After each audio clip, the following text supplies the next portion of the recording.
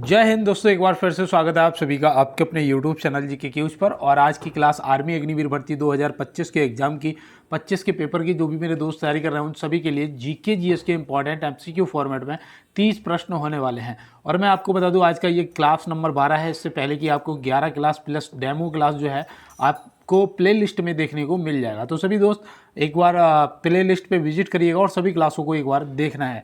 और मैं आपको बता दूं आपका जो क्लास होने वाला है बिल्कुल प्रीवियस पेपरों पर आधारित होने वाला है।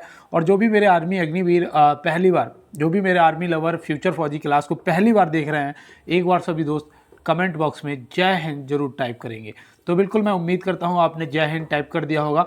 और चलते हैं बिना किसी देरी के अपने क्लास की तरफ और देखते हैं आज हमारे लिए क्या कुछ खास होने वाले हैं। पहले तो ये वो मेरे सभी दोस्त हैं जो मुझे प्रॉपर देखो आर्मी अग्निवीर की क्लास पे कमेंट करते हैं। तो मैं एक बार यहाँ पे पेन सिलेक्ट कर लेता हूँ। जैसे यहाँ पे तुषी चौहान ने यहाँ पे कमेंट करा, आंसर बताया है तुषी चौहान। और यहाँ पे रुस्तम भैया हैं, अक्षय चौधरी हैं, प्रेमचंद्र भैया गोंडा से, सर आरआरबी का ग्रुप डी का जी के। तो बेटा वो भी बहुत जल्दी होगा आपका। और रुस्तम भैया यहाँ पे, तो बिल्कुल मैंने यहाँ पे उन सभी दोस्तों का नाम ले लिया है जिन्होंने मुझे कमेंट किया। तो सभी को बहुत बहुत धन्यवाद।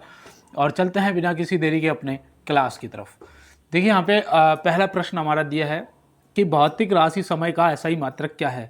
भौतिक राशि समय का एसआई मात्रक क्या है, तो आप यहाँ पे क्या बताएंगे। तो भैया यहाँ पे क्या होता है, सीधी सी बात है, अगर समय का पूछा जाएगा तो आप सेकेंड ऑप्शन बी यहाँ पे बता देंगे, सॉरी ऑप्शन ए यहाँ पे बता देंगे। मैं एक बार पेन को यहाँ पे ग्रीन सेलेक्ट कर लेता हूँ। तो सॉरी, देखिए थोड़ा सा मुझे ना आपकी क्लास प्रॉपर नहीं आ पा रही ना, मुझे थोड़ा सा फीवर और जुकाम की दिक्कत हो गई है ना, जिस वजह से अभी थोड़ा तबीयत सही नहीं है। तो मैं क्लास आपको प्रॉपर नहीं करा पा रहा हूँ, उसके लिए माफ़ी चाहता हूँ। और यहाँ पे देखिए जो आपका मीटर दिया है ना, ये याद रखना बेटा, ये लंबाई का एसआई मात्रक होता है। किसका? लंबाई का एसआई मात्रक होता है। तो ये भी याद रखोगे। केल्विन जो है ये ताप का एसआई मात्रक होता है बेटा। किसका? ताप का एसआई मात्रक होता है। तो ये भी आप यहाँ पे ध्यान रखेंगे। तो बेटा नोट कर लो। चलते हैं इसके साथ में अपने अगले प्रश्न की तरफ। और मैं आपको बताऊं आज आपको ना विज्ञान के काफ़ी अच्छे क्वेश्चन मिलने वाले हैं। तो क्लास को छोड़ के नहीं जाना है। 15 प्रश्न आपको विज्ञान के भी मिलेंगे। देखिए यहाँ पे दिया है कि सूर्य की किरण किसी प्रिज्म से गुजरती है तो इसके कितने रंग दिखाई पड़ते हैं। जो सूर्य है उसकी किरण जब किसी प्रिज्म से गुजरती है तो इसके कितने रंग दिखाई पड़ते हैं, 5, 7, 9 या 11। तो याद रखना बेटा, यहाँ पे जो आपका राइट आंसर है वो हो जाएगा 7 रंग। देखो आपसे इंद्रधनुष में भी बेटा पूछा जाता है तो कितने रंग होते हैं, 7 रंग होते हैं, है ना। याद रखना। देखो एक तो आपका नोट कर लो आप अगर पेन लेके बैठे हो, एक तो आपका लाल हो गया, सॉरी, दूसरा जो आपका है वो नारंगी हो जाएगा, और तीसरा आपका जो है वो पीला हो जाएगा, और चौथा जो आपका है वो हरा हो जाएगा, पांचवा जो आपका है वो नीला हो जाएगा। कैसा? नीला हो जाएगा। और जो छठा है वो इंडिगो हो जाएगा, और सातवां जो आपका है वो आपका बैगनी हो जाएगा। तो ये आप यहाँ पे 7 रंग अपने ध्यान रखेंगे। तो बिल्कुल चलते हैं इसके साथ में अपने अगले प्रश्न पे। देखिए यहाँ पे नेक्स्ट प्रश्न दिया है कि निमोनिया रोग द्वारा कौन सा अंग प्रभावित होता है। निमोनिया रोग द्वारा कौन सा अंग जो है वो प्रभावित होता है, तो आप यहाँ पे क्या बताएंगे। तो बिल्कुल मैं उम्मीद भी कर रहा था कि आप यहाँ पे ऑप्शन सी फेफड़ों के साथ में जाएंगे, है ना। अगर निमोनिया हो जाता है तो जो फेफड़े हैं ना वो प्रभावित होते हैं उससे। और याद रखना यहाँ पे फेफड़े जो हैं ये वो 6 रोग जो हो जाता है, 6 रोग मतलब टीबी, है ना। 6 रोग मतलब टीबी अगर हो जाता है तो भी आपके फेफड़े ही प्रभावित होते हैं उससे भी। तो ये भी आप याद रखना। देखो यहाँ पे आंत से भी याद रखना। आंत जो है अगर आपको हैजा हो जाए, अगर हैजा हो जाए प्लस टाइफाइड अगर हो जाए, ठीक है ना, टाइफाइड हो जाए या फिर हैजा हो जाए तो मनुष्य का जो आंत है वो प्रभावित होता है। और जो सॉरी यहाँ पे आँख दे रखा है, आँख भी याद रखना। जो ट्रेकोमा रोग होता है, कौन सा? ट्रेकोमा जो रोग होता है उससे आँख प्रभावित होती है, मोतियाबिंद से आँख प्रभावित होती है। तो ये सब आप ध्यान रखेंगे। चलते हैं इसके साथ में अपने अगले प्रश्न की तरफ। सॉरी, देखिए यहाँ पे दिया है निम्नलिखित में से लाइटनिंग किंग के नाम के उपनाम से किस खिलाड़ी को जाना जाता है। तो आप यहाँ पे क्या बताएंगे। लाइटनिंग किंग के नाम के उपनाम से किस खिलाड़ी को जाना जाता है। तो यहाँ पे जो आपका बेटा राइट आंसर है वो याद रखना विश्वनाथन आनंद जी। ऑप्शन ए यहाँ पे क्या हो जाएंगे, आपके बिल्कुल राइट आंसर हो जाएंगे। यहाँ पे देखो सौरभ गांगुली जी को दिया है, इन्हें याद रखना। इन्हें क्या कहते हैं? बंगाल का टाइगर, है ना, बंगाल का टाइगर। उपनाम, ये भी ध्यान रखोगे। यहाँ पे मेजर ध्यानचंद जी हैं, इनसे भी पूछ लिया जाता है कि भैया हॉकी का जादूगर किसे कहा जाता है, किसे, हॉकी का जादूगर किसे कहा जाता है, तो मेजर ध्यानचंद जी को कहा जाता है। और मिल्खा सिंह जी से भी याद रखना, इन्हें फ्लाइंग सिख के नाम से जाना जाता है ना, फ्लाइंग सिख के नाम से जाना जाता है, तो ये भी आप यहाँ पे ध्यान रखेंगे। तो बिल्कुल नोट कर लो। चलते हैं इसके साथ में अपने अगले प्रश्न पे। देखिए बेटा, यहाँ पे नेक्स्ट प्रश्न दिया है कि कोशिका का पावर हाउस किसे कहते हैं। कोशिका का पावर हाउस किसे कहते हैं, ये देखो कॉमन क्वेश्चन है। जो भी मेरे भाई बहन आर्मी अग्निवीर की तैयारी कर रहे हैं, जो भी फ्यूचर फौजी का सपना देखे हुए हैं, मैं आपको बताऊं इस प्रकार के आपको प्रश्न पेपर के अंदर देखने को मिलते हैं। तो यहाँ पे याद रखना बेटा कोशिका का पावर हाउस माइटोकॉन्ड्रिया को कहते हैं। किसे कहते हैं, माइटोकॉन्ड्रिया को। और कोशिका की आत्महत्या की थैली, आत्महत्या की जो थैली है वो किसे कहते हैं, तो वो लाइसोसोम को कहते हैं। किसे, लाइसोसोम को कहते हैं। तो याद रहेगा, पावर हाउस, माइटोकॉन्ड्रिया, आत्महत्या की थैली, लाइसोसोम, नोट कर लो। चलते हैं इसके साथ में अपने अगले प्रश्न पे। देखिए यहाँ पे दिया है कि चेन्नई का प्राचीन नाम निम्न में से क्या था। सॉरी, यहाँ पे पूछा है चेन्नई का प्राचीन नाम निम्न में से क्या था। तो यहाँ पे बेटा जो आपका राइट आंसर है वो याद रखना मद्रास ऑप्शन ए हो जाएगा। क्या हो जाएगा, मद्रास ऑप्शन ए। यहाँ पे आप ध्यान रखेंगे, ये चेन्नई का पुराना नाम था मद्रास। ये कब बदला गया, तो ये भी याद रखना। देखो ये हो सकता है कि आपके पेपर में ना भी पूछा जाए, लेकिन आपके लिए ज़रूरी है 1996, आपके लिए ज़रूरी है कि 1996 मद्रास से चेन्नई कर दिया गया था। तो ये भी आप याद रखोगे। पटना का पुराना नाम पाटलिपुत्र था। क्या था बेटा, पाटलिपुत्र था। अयोध्या का पुराना नाम साकेत था। क्या था, साकेत, ठीक है ना, नोट कर लो। देखो साकेत था, ठीक है ना। दिल्ली का पुराना नाम इंद्रप्रस्थ था। क्या था, इंद्रप्रस्थ था। तो ये भी आप ध्यान रखेंगे, तो नोट कर लो। चलते हैं इसके साथ में अपने अगले प्रश्न पे।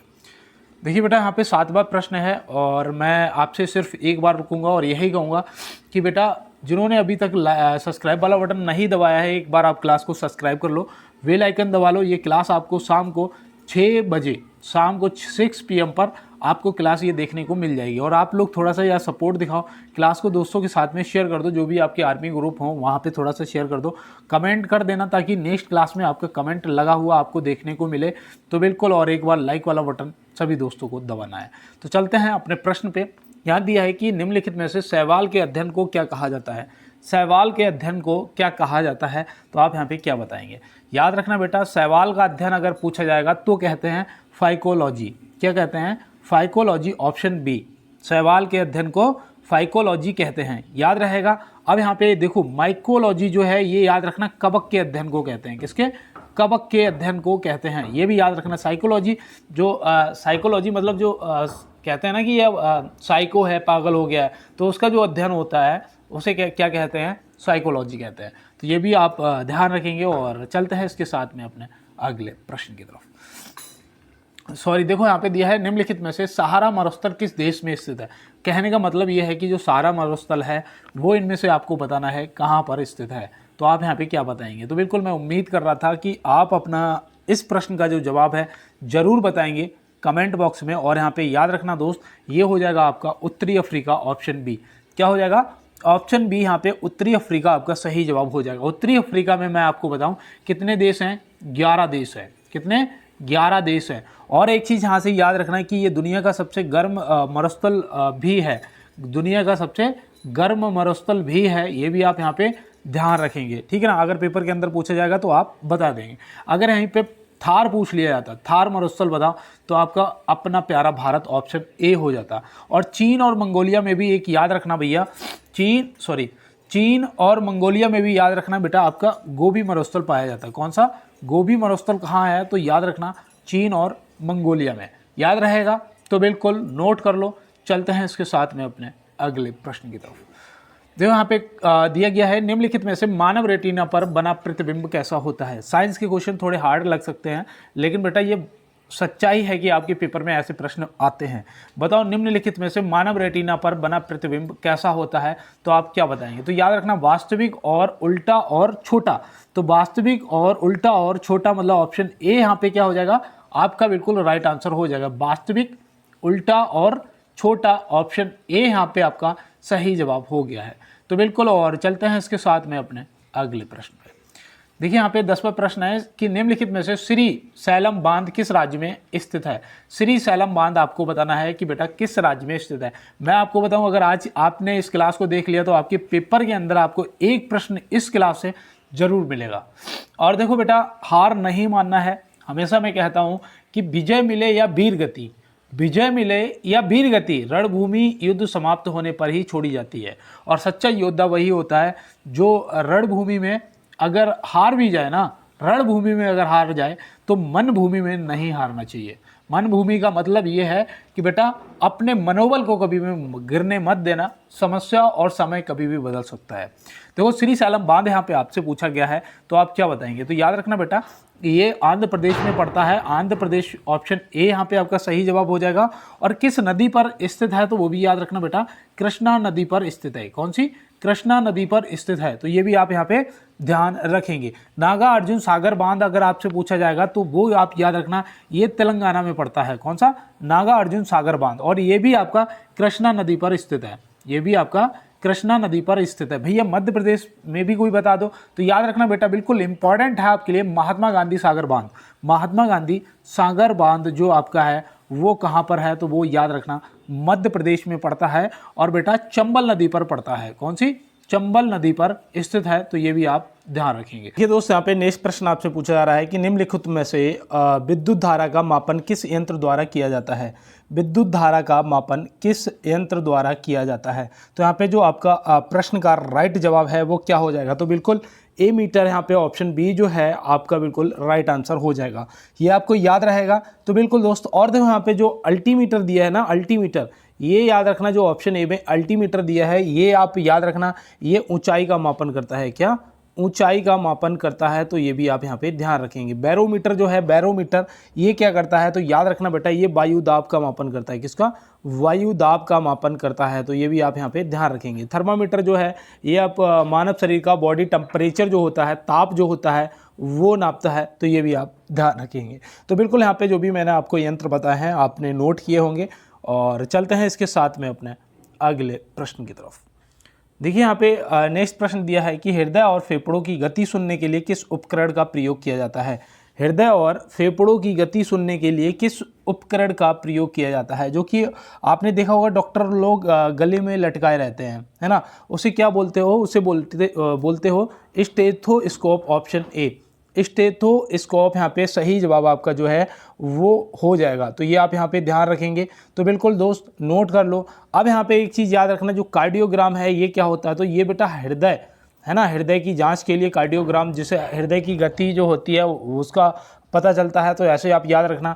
और यहाँ पे जो रेन गेज है ना, रेन गेज, ये भी याद रखना भैया, ये किस लिए प्रयोग किया जाता है? तो ये किया जाता है जो वर्षा का मापन होता है ना, वर्षा का जो मापन होता है उसके लिए रेन गेज का उपयोग करते हैं। तो ये भी आपको यहाँ पे ध्यान रखना है, नोट कर लेना है।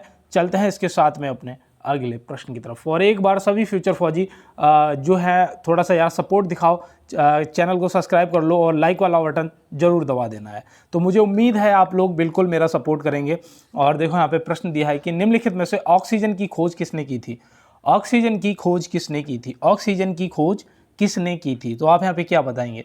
तो बिल्कुल मैं यहाँ पे उम्मीद भी कर रहा था कि आप जोसेफ प्रिंसेल, है ना, ऑप्शन ए प्रेस्टल, जोसेफ प्रेस्टल के साथ में जाएंगे, जो कि यहाँ पे आपके राइट आंसर हो गए हैं। इन्होंने कब करी थी? तो वो भी याद रखना बेटा, 1774 में ऑक्सीजन की खोज करी थी। तो ये भी याद रखना, वायुमंडल में 21% ऑक्सीजन पाया जाता है।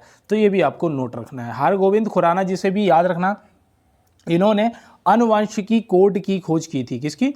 आनुवांशिकी कोड की जो खोज है वो हरगोविंद खुराना जी ने की थी। तो ये भी आप यहाँ पे ध्यान रखेंगे। चलें फिर अपने अगले प्रश्न पे। तो बिल्कुल बेटा, देखिए अभी मैंने आपको कुछ टाइम पहले प्रश्न में बताया था कि हॉकी का जादूगर किसे कहते हैं, है ना। अभी मैंने आपको बताया था और यहाँ पे प्रश्न भी पूछ लिया कि निम्नलिखित में से हॉकी का जादूगर किसे कहा जाता है। तो भैया किसे कहा जाता है हॉकी का जादूगर? तो बिल्कुल मैं यहाँ पे उम्मीद भी कर रहा था कि जो आपका राइट आंसर आएगा वो मेजर ध्यानचंद जी, ऑप्शन सी आएगा। तो बिल्कुल यहाँ पे मेजर ध्यानचंद जी, ऑप्शन सी यहाँ पे आपका राइट आंसर हो गए हैं। तो आपने नोट कर लिया होगा।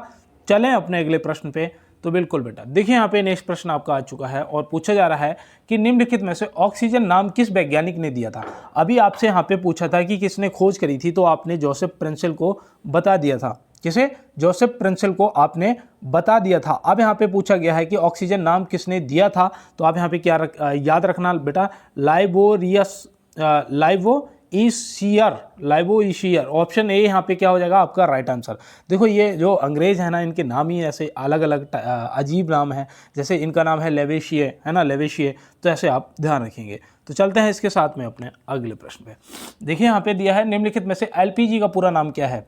एलपीजी का पूरा नाम क्या है? एलपीजी, जो एलपीजी घर में प्रयोग करते हो ना, उसका नाम क्या है? तो याद रखना यहाँ पे सही जवाब आपका जो है ऑप्शन ए और ऑप्शन बी, मतलब दोनों, मतलब यहाँ पे ऑप्शन डी, ए और बी दोनों क्या हो जाएगा राइट आंसर। क्योंकि देखो तरलीकृत पेट्रोलियम गैस हिंदी में कहते हैं, है ना, हिंदी में हो गया इसका नाम। और यहाँ पे जो लिक्विड पेट्रोलियम गैस, ये इसका एलपीजी का इंग्लिश में नाम हो गया है। तो यहाँ पे याद रखना बेटा ऑप्शन ए और बी दोनों क्या हो जाएंगे सही जवाब। संपीड़ित प्राकृतिक गैस जो है ये किसे कहते हैं, तो ये भी आप याद रखना, क्योंकि ये भी आपके लिए जानना काफ़ी इंपॉर्टेंट है। जो कि आपने सीएनजी गैस जो सुना होगा ना, जो गाड़ी वगैरह चलती हैं, मोटरसाइकिल भी सीएनजी आ गई फ्रीडम 125 में, है ना। तो जो सीएनजी से चलती हैं, सीएनजी का जो फुल फॉर्म है वो आपको याद रखना है, संपीड़ित प्राकृतिक गैस, सीएनजी। चलें अपने अगले प्रश्न पे। तो बिल्कुल बेटा, और चलते हैं यहाँ पे अगले प्रश्न में। 17वां प्रश्न 1 मिनट के लिए रुकूंगा और यही कहूँगा, हो सकता है मेरी जबान पे माँ सरस्वती विराजमान हो, और जिनके भी कानों में मेरी आवाज़ इस टाइम जा रही है बेटा, आपको 100% इस बार वर्दी मिलेगी। 100% आपका वर्दी का जो सपना है वो पूरा हो जाएगा। क्योंकि मुझे यकीन है, मैं कहता हूँ ना कि मैं कड़ी धूप में चलता हूँ, इस यकीन के साथ कि मैं जलूंगा तो मेरे घर में उजाले होंगे, है ना। तो बेटा बिल्कुल थोड़ा सा मेहनत कर लो और अपना जो समय है उसे एकदम से बदल के रख दो। देखो यहाँ दिया है निम्नलिखित में से टेलीस्कोप का निर्माण किसने किया था? टेलीस्कोप का जो निर्माण है वो पूछा जा रहा है कि किसने किया था। अब यहाँ पे बहुत से दोस्त आंसर गलत करेंगे गैलीलियो को लगा के, है ना, गैलीलियो को लगा के। अगर ऑप्शन में यहाँ पे आपको हंस लिप्रेसी ना दिया होता, ऑप्शन ए ना दिया होता, तो आप गैलीलियो को टिक कर सकते थे। क्योंकि याद रखना हंस लिप्रेसी ने पहले खोज की थी, और टेलीस्कोप की जो खोज है वो 1608 में करी थी। कब करी थी? 1608 में करी थी। तो याद रखना यहाँ पे हंस लिप्रेसी दिया है, तो यहाँ पे आपका सही जवाब ऑप्शन ए ही होगा, ठीक है ना, नोट कर लिया। अब यहाँ पे देखो जो ये डी ड्यूब है ना, इनसे भी याद रखना बेटा, इन्होंने लाइसोसोम की खोज करी थी। किसकी? लाइसोसोम की खोज करी थी। देखो मैं पूरा क्लास को ना एक दूसरे से मिला के ले चलता हूँ। जैसे कि अभी मैंने माइटोकॉन्ड्रिया आपको बताया था, लाइसोसोम बताया था ना। तो बिल्कुल यहाँ पे आप याद रखना बेटा कि यहाँ पे जो लाइसोसोम की खोज है वो डी ड्यूब ने करी थी, और कब करी थी? 1958 में, है ना, कोशिका की आत्महत्या की थैली। तो चलें अपने अगले प्रश्न पे। तो बिल्कुल नोट कर लिया, बिल्कुल बेटा। तो यहाँ पे देखिए नेक्स्ट प्रश्न हमारा दिया है, निम्नलिखित में से गुजरात की जीवन रेखा किस नदी को कहा जाता है? मध्य प्रदेश की जीवन रेखा पूछा था, अब यहाँ पे गुजरात की जीवन रेखा आपसे पूछा जा रहा है। तो गुजरात की जीवन रेखा जो है वो आप याद रखना, नर्मदा नदी ऑप्शन बी को कहते हैं। किसे? नर्मदा नदी ऑप्शन बी को कहते हैं। याद रहेगा, प्रश्न के अंदर अगर पूछा जाएगा तो आप बता देंगे। और देखो यहाँ पे याद रखना बेटा, जो दामोदर नदी है ये बंगाल का शोक कहते हैं। क्या? बंगाल का शोक कहते हैं। कोसी नदी मैंने आपको कल की क्लास में, मतलब कल की क्लास क्या, 2-3 दिन से क्लास नहीं हो पा रही, मुझे फीवर आ रहा है, बुखार आ रहा है, सॉरी, और जुकाम भी बहुत तेज़ है, तो क्लास नहीं हो पाई। इससे पहले जो क्लास 11 हुई थी उसमें मैंने बताया था कि बेटा बिहार का शोक कहते हैं। क्या? बिहार का शोक कहते हैं। तो ये भी आप ध्यान रखेंगे। तो चलते हैं इसके साथ में अपने अगले प्रश्न पे। देखिए बेटा यहाँ पे नेक्स्ट प्रश्न दिया है, निम्नलिखित में से विटामिन ई का रासायनिक नाम क्या है?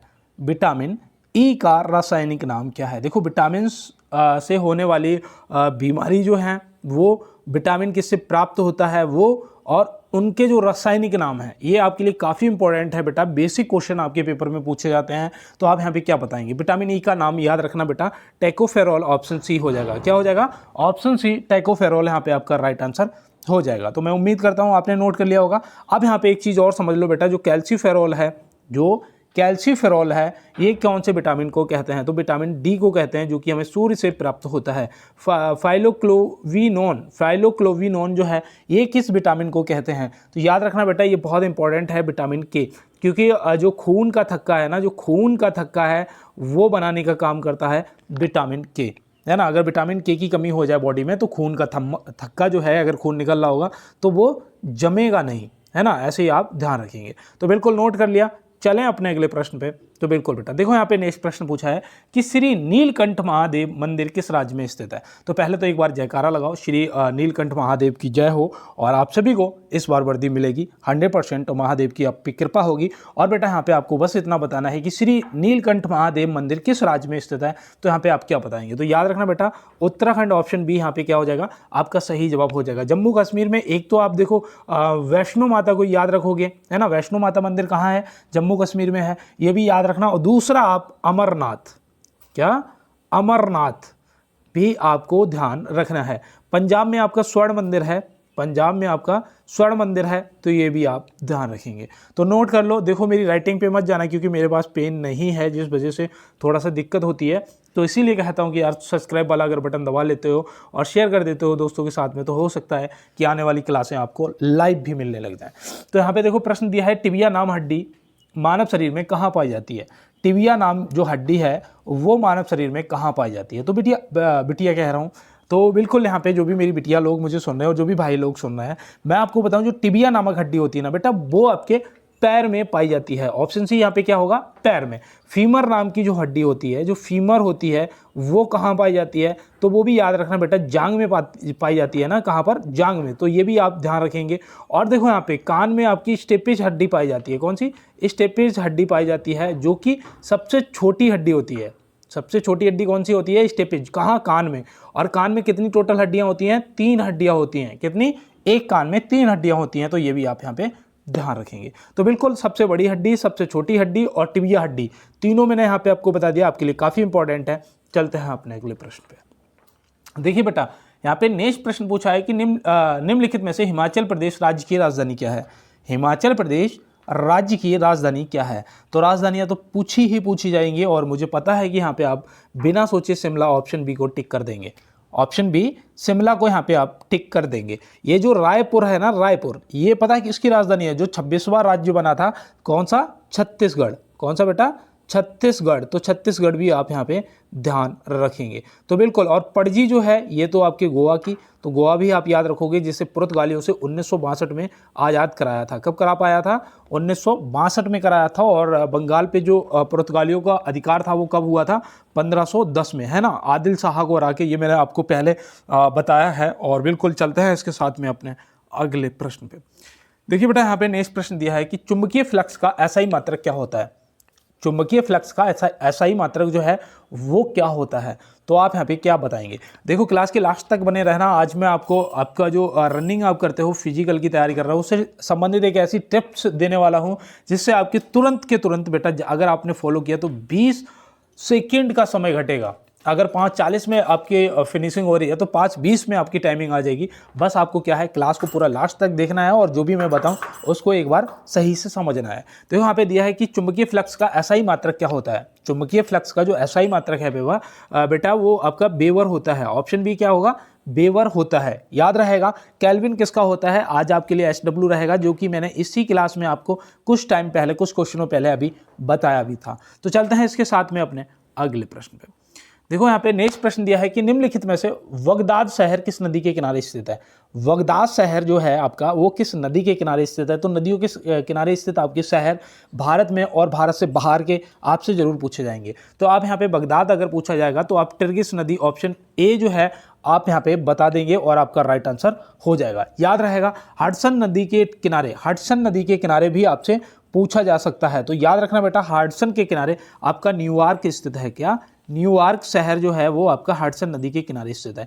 टाइबर नदी के किनारे कौन सा स्थित है भैया फिर, तो याद रखना बेटा वो आपका रोम शहर हो जाएगा। क्या हो जाएगा, रोम हो जाएगा। तो ये भी आप यहाँ पे ध्यान रखेंगे। तो बिल्कुल, और करत करत अभ्यास के जन्मत हो सुधार, रस्सी आवत जावत से सिलपट परत निशान। कहने का मतलब ये है कि अगर आप रोज बराबर प्रैक्टिस कर रहे हैं तो एक दिन वो आएगा कि एक एक बूंद से घड़ा पूरा भर जाएगा और आपको सफलता जो है, आपका घड़ा जब पूरा होगा ना तभी आपको मिलेगी। तो यहाँ पे देखो दिया है कि सबसे बड़ा स्तनधारी निम्न में से क्या है।